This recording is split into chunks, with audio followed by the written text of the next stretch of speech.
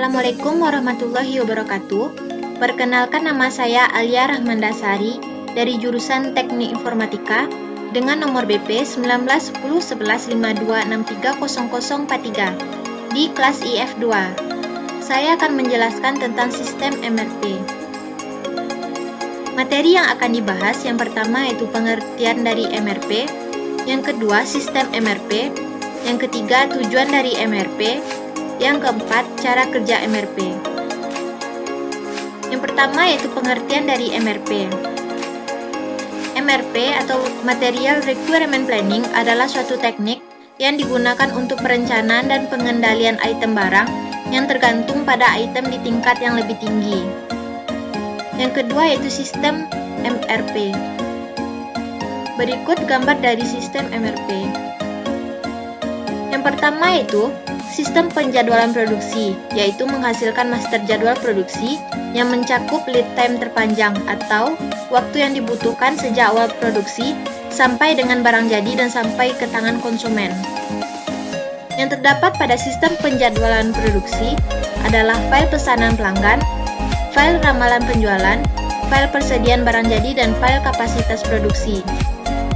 Setelah menghasilkan master jadwal produksi, lalu lanjut ke sistem MRP, yaitu menguraikan tagihan material, mengubah kebutuhan bruto atau kebutuhan kotor menjadi kebutuhan neto lebih rinci dan lebih tepat. Pada sistem MRP terdapat file tagihan material dan file inventory bahan mentah.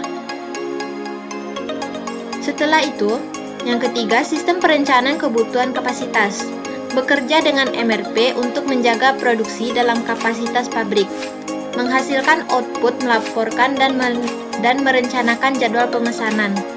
Laporan yang dihasilkan yaitu laporan perencanaan, laporan kinerja, laporan perkecualian, dan change to planned orders.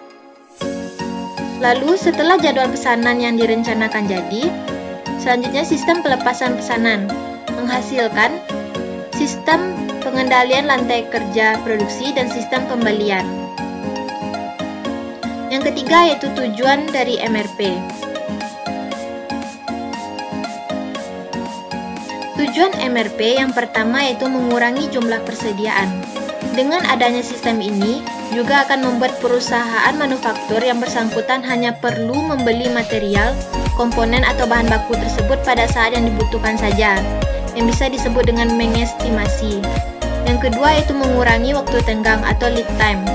Tujuan ini bisa membantu mengidentifikasi jumlah dan waktu yang dibutuhkan sehingga di pihak purchasing bisa menghasilkan tindakan yang tepat, khususnya untuk memenuhi batas waktu yang ditetapkan. Yang ketiga yaitu komitmen pengiriman realistis ke pelanggan.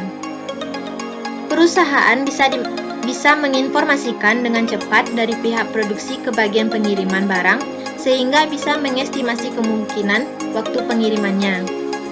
Yang keempat yaitu meningkatkan efisien operasi. Tujuan ini bisa membantu setiap unit kerja agar selalu terkoordinasi dengan baik. Dengan begitu, perusahaan dapat meningkatkan efisien kegiatan operasionalnya ketimbang perusahaan yang tidak menerapkan sistem MRP. Yang keempat yaitu cara kerja MRP. Jadi sistem MRP ini akan mengambil informasi dari Bill of Materials, mulai dari daftar semua bahan baku yang digunakan perusahaan dan komponen lainnya yang dibutuhkan untuk memproduksi sebuah barang lengkap dengan jumlahnya. Tidak hanya itu, MRP juga memanfaatkan data inventory dan jadwal produksi utama yang berguna untuk menghitung jumlah bahan baku yang dibutuhkan, serta kapan bahan baku tersebut akan diperlukan pada saat produksi yang berjalan. Selanjutnya itu sangat membantu sistem produksi.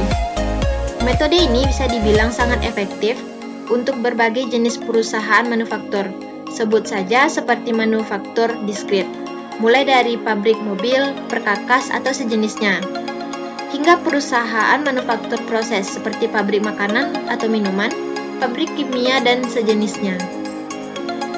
Maka tak heran jika sistem MRP adalah sistem penting yang metodenya sudah diadaptasi oleh banyak perusahaan manufaktur, tidak hanya di Indonesia tapi juga di berbagai belahan dunia. Pada awalnya, Material Requirement Planning merupakan komponen komputer mainframe untuk mengelola informasi dari Bill of Materials untuk produk tertentu dan diubah menjadi rencana pembelian dan rencana produksi.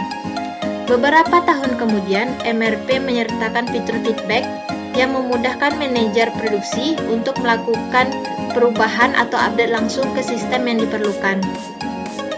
Seiring tahun berjalan, sistem Material Requirement Planning terus berkembang dan kini sudah diintegrasikan dengan marketing, keuangan dalam pembuatan rencana produksi. Sekian dari saya, jika ada kata-kata yang salah mohon dimaafkan. Assalamualaikum warahmatullahi wabarakatuh.